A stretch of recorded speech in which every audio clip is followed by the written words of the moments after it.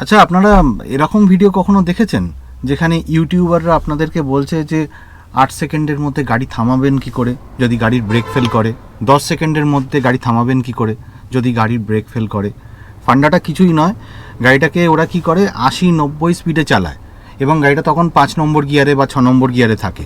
তারপর গিয়ারটাকে ওরা down shift করতে থাকে, ক্লাচটা প্রেস করে, ম্যানুয়াল ট্রান্সমিশন গাড়ি দিয়ে ওরা আস্তে আস্তে ইঞ্জিন ব্রেকিংটাকে ইউজ করে গাড়ির স্পিডটাকে কমাতে থাকে।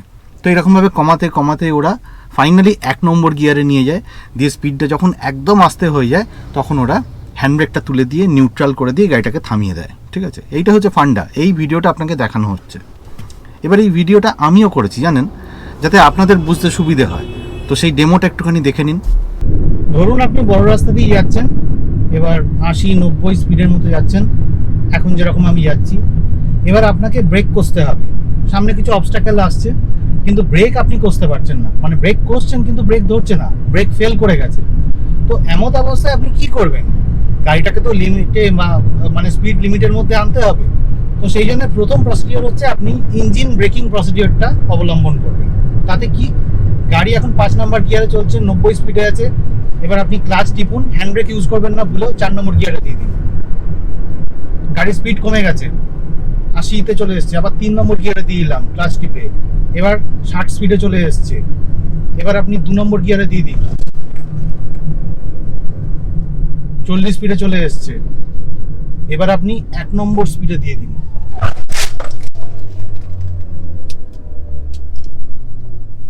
এবার আপনি হ্যান্ড ব্রেকটাকে তুলে দিন নিউট্রাল মেরে। তো দেখলেন তো, আপনাকে দেখানো হলো যে নিনজা টেকনিক ইউজ করে কি করে আপনি 8 থেকে 10 সেকেন্ডের মধ্যে গাড়িটাকে থামাবেন যদি গাড়ির ব্রেক ফেল করে।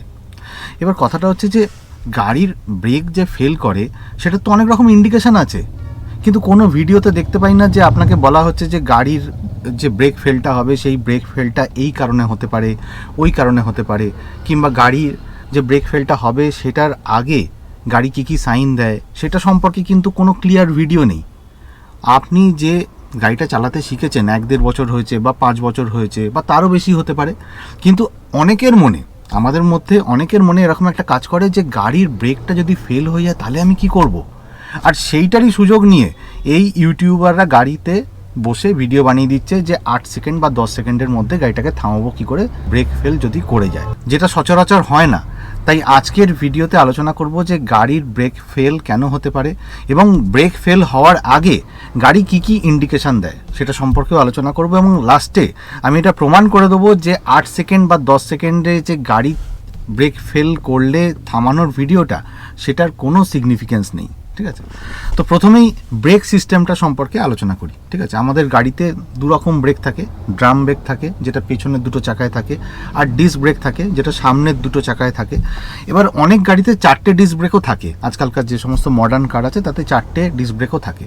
এবার ডিস্ক ব্রেক কীভাবে কাজ করে, আমরা যে ব্রেকটা টিপছি না সেটা হচ্ছে ব্রেক প্যাডেল। ঠিক আছে, এবার ব্রেক প্যাডেল যখন প্রেস করছি তখন যে ব্রেক ফ্লুইড থাকে বা হাইড্রোলিক ফ্লুইড থাকে সেই ফ্লুইডটা প্রবাহ করে। ঠিক আছে, তো প্রবাহ করে কোথা দিয়ে, মাস্টার সিলিন্ডার দিয়ে যায়, ব্রেক লাইন দিয়ে যায়, তারপর ক্যালিপার ব্রেকে আসে, তারপর ফাইনালি ওটা ব্রেক প্যাডের কাছে চলে যায়। এবার এই হাইড্রোলিক ফ্লুইডটা যখন প্রবাহিত করে ব্রেক প্যাডে পৌঁছে যাচ্ছে তখন কি হচ্ছে, ব্রেক প্যাডটা কম্প্রেস হচ্ছে। কম্প্রেস হয়ে কী করছে, ব্রেক রোটার যেটা আছে সেটাকে আটকে ধরার চেষ্টা করছে। এবার ব্রেক রোটারটা চাকার সাথে ঘুরছে, ব্রেক রোটারটাকে যখন ব্রেক প্যাডটা চিপে ধরার চেষ্টা করছে তখন কী হচ্ছে, গাড়ির স্পিডটা কমে যাচ্ছে, অর্থাৎ ব্রেক অ্যাপ্লাই হচ্ছে। অর্থাৎ হাইড্রোলিক ফ্লুইডটা যেটা আছে সেটাই মেনলি ব্রেক ধরতে সাহায্য করছে। এবার এই হাইড্রোলিক ফ্লুইডটা যদি ফ্লুইড কমে যায়, ব্রেক লাইনটা যদি ড্যামেজ হয়ে যায় তাহলে কি হবে, এই হাইড্রোলিক ফ্লুইড যেটা আছে সেটা লিক করতে আরম্ভ করবে। এবার যদি লিক করে যায় তখন কি হবে, হাইড্রোলিক ফ্লুইডের পরিমাণ কমে যাবে। পরিমাণ যদি কমে যায় তাহলে কি হবে, আপনি যে ব্রেক প্যাডেলটা অ্যাপ্লাই করছেন হাইড্রোলিক ফ্লুইড পুরো মাত্রায় তো নেই, কম আছে, সুতরাং কি হবে, ব্রেক কম অ্যাপ্লাই হবে। ফ্লুইড কম যাচ্ছে, ব্রেক কম অ্যাপ্লাই হচ্ছে। এবার এই যে ফ্লুইডটা কমে গেছে এটা বুঝবেন কি করে, আপনার গাড়ির নিচে ব্রেক ফ্লুইড যেটা আছে সেটা পড়ে থাকবে দাঁড়িয়ে থাকা অবস্থায়, কিংবা আপনি যদি বনেটটা খোলেন তাহলে দেখবেন যে ব্রেক ফ্লুইডের লেভেলটা অনেক কমে গেছে, মিনিমাম লেভেলের তলায় চলে গেছে। আবার অনেক সময় এটাও দেখবেন যে ব্রেক ফ্লুইডের যে চেম্বারটা আছে তার আশেপাশে একটু জলজলে মতো এটা থাকতেই পারে। তো এই ব্রেক ফ্লুইডটা লিক হওয়ার সিমটমসগুলো এগুলো। ঠিক আছে, আপনি হয়তো র্যান্ডামলি বনেট খুলে দেখেন না যে ব্রেক ফ্লুইডের পরিমাণ কত আছে, গাড়ির নিচেও তাকিয়ে দেখেন না যে ব্রেক ফ্লুইড আদপেও পড়ে আছে কি না, তাহলে বোঝার উপায়টা কি? তো ব্রেকটা যখন আপনি প্রেস করবেন তখন দেখবেন ওতে একটা স্পঞ্জিনেস আছে। স্পঞ্জিনেস মানে কি? ব্রেক প্যাডেলটা আপনি প্রেস করলেন, এবার দেখলেন যে ব্রেক প্যাডেলটা একদম ফ্লোর অবধি পৌঁছে যাচ্ছে এবং স্পঞ্জিনেস একটা অনুভব করছেন, তখন বুঝতে পারবেন যে ব্রেক ফ্লুইড একটা লিক করার চান্স আছে। তার মানেটা কি? মাস্টার সিলিন্ডার যেটা আছে সেটা ড্যামেজ হয়ে গেছে, কিংবা ব্রেক লাইনের মধ্যে এয়ার ময়েশ্চার এগুলো ঢুকে গেছে। সেই জন্যেই ব্রেক যখন আপনি প্রেস করছেন, it is taking longer time to stop. ঠিক আছে, গাড়িটা বেশি সময় নিচে দাঁড়াবার জন্য। তো এই সমস্ত জিনিসগুলো অনুভব করবেন। এছাড়া আপনার যে ওয়ার্নিং লাইট আছে, ব্রেক ওয়ার্নিং লাইটটা জ্বলে উঠবে, তার মানেই আপনি বুঝতে পারবেন যে ব্রেকে কোনো প্রবলেম আছে। তো এইগুলো হচ্ছে ইন্ডিকেশান। তখন আপনি বনেট খুলুন না, বনেট খুলে দেখুন যে ব্রেক ফ্লুইডটা কেমন আছে। দেখবেন যে ব্রেক ফ্লুইডের কালারটা পেল হয়ে গেছে, অর্থাৎ ব্রেক ফ্লুইড লিক করছে। তো এই সমস্ত জিনিসগুলো আপনি বুঝতে পারবেন, গাড়ি চালানোর সময় আপনি বুঝতে পেরে যাবেন যে ব্রেক ফেল হতে যাচ্ছে। এবার এই ব্রেক ফ্লুইডটা লিক করে কোনটা দিয়ে? পিস্টন সিল যেটা আছে, ক্যালিপার ব্লিডার যেটা আছে, সেটা দিয়ে ব্রেক ফ্লুইডটা লিক করবে। তখন আপনাকে কি করতে হবে? ইমিডিয়েটলি সার্ভিস সেন্টারে যোগাযোগ করতে হবে, বলতে হবে গাড়িটাকে নিয়ে যাওয়ার জন্য বা গাড়ির যে ব্রেকটা আছে সেটা দেখার জন্য। এছাড়া আর কি কারণে ব্রেক ফেল হতে পারে? আপনার গাড়ির পেছনের চাকায় যে ড্রাম ব্রেক থাকে সেটা যদি লুব্রিকেশন কম হয় তখন নয়েজ হবে। সামনের চাকায় যে ডিস্ক আছে সেটা যদি একটা স্ক্র্যাচিনেসের মতো একটা আওয়াজ হয়, তার মানেই বুঝতে হবে যে ব্রেক ফেল হওয়ার চান্স আছে। এছাড়া আপনি যদি কর্দমাক্ত রাস্তা দিয়ে যান তখন কি হবে? কাদাটা ব্রেক যে রোটার আছে সেটার গায়ে লেফটে যাবে। এবার লেফটে গেলে কি হবে? একটু স্লিপারি হয়ে গেল ব্রেক রোটারটা, তখন ব্রেক প্যাড যেটা আছে সেটা ব্রেক রোটারটাকে গ্রিপ করতে পারবে না।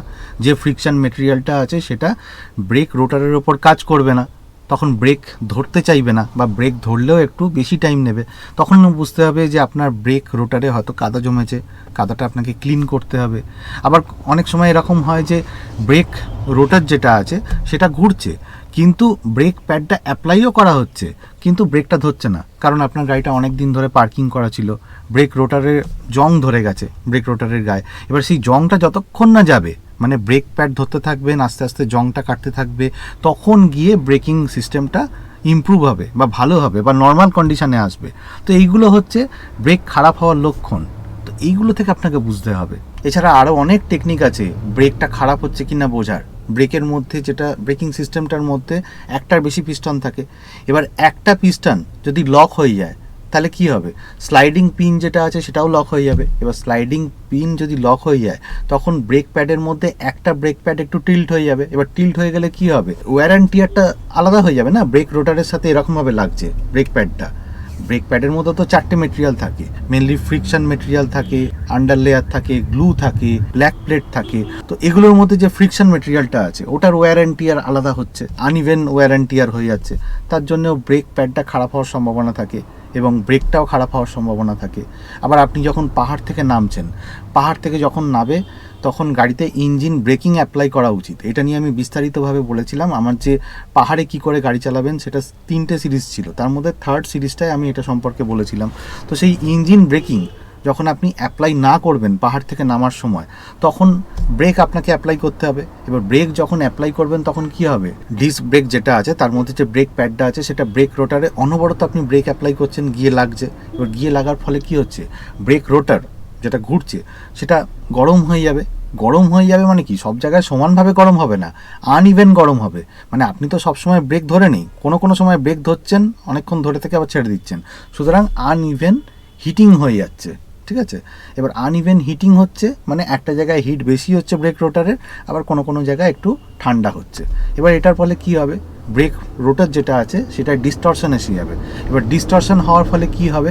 গাড়িটায় ব্রেক ফেল হওয়ার সম্ভাবনা থেকে যাচ্ছে। এবার এই ব্রেক ফেল যে হতে পারে কিংবা এই যে ডিস্টরশন হচ্ছে সেটা বুঝবেন কি করে? একটা স্মেল বেরোবে। এবার স্মেলটাও হয়তো আপনি বুঝতে পারলেন না, গাড়িতে বসে তখন কি করে বুঝবেন? আপনি যখন ব্রেক প্রেস করবেন তখন দেখবেন যে স্টিয়ারিংটা একটু ভাইব্রেট করছে, একটা পালসেশন হচ্ছে গাড়ির মধ্যে। তখনও বুঝতে হবে যে ব্রেক খারাপ হওয়ার সম্ভাবনা রয়েছে, ব্রেক ফেল হওয়ার সম্ভাবনা রয়েছে। তখন আপনি কি করবেন? গাড়িটাকে পাহাড়ের থেকে নামার সময় একটা জায়গায় সাইড করবেন, সাইড করে বনেটটা খুলে দেবেন। বনেটটা খুলে গাড়িটাকে একটু ঠান্ডা হতে দেবেন। ব্রেক অয়েল আছে, ব্রেক ফ্লুইড আছে, তো সেগুলোকে একটু ঠান্ডা হতে দেবেন, পুরো ব্রেকিং সিস্টেমটাকে ঠান্ডা হতে দেবেন।